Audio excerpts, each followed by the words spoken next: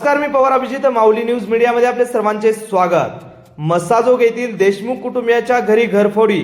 धनंजय देशमुखांसह सर्व सदस्य झोपलेले असताना मध्यरात्री झाली घरफोडी। बीडच्या मसाजोग गावचे दिव्यांगत सरपंच संतोष देशमुख यांच्या घरी मध्यरात्री घरफोडी झाल्याचा प्रकार समोर आलाय।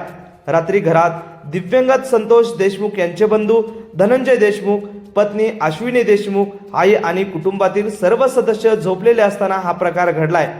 सकाळी उठल्यानंतर हा संपूर्ण प्रकार लक्षात आला। यानंतर बाबतची पोलिसांना माहिती देण्यात आली असून मसाजोगमध्ये केज पोलिसांसह बीड स्थानिक गुन्हे शाखेचे पथक आणि फॉरेन्सिक टीम देखील दाखल झाली होती। देशमुख कुटुंबियासह मसाजोग गावात आणखी काही ठिकाणी घरफोडी झाल्याचा प्रकार समोर आला आहे।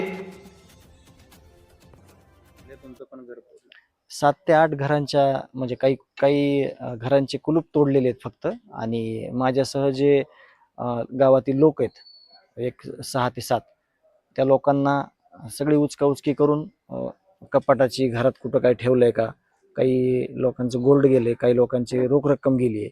आणि मी आणि माझे भाऊ यांचे कपडे ज्या कपाटात मागे घर पडलेले तर तिथं फक्त बघितलंय त्यांनी चोऱ्यांनी की काही सापडतं का तिथं। तर तिथं रोख किंवा कशाची दुसरी चोरी नाही झालेली, फक्त कपडे वगैरे सगळे त्यांनी अस्ताव्यस्त करून टाकलेले आहेत।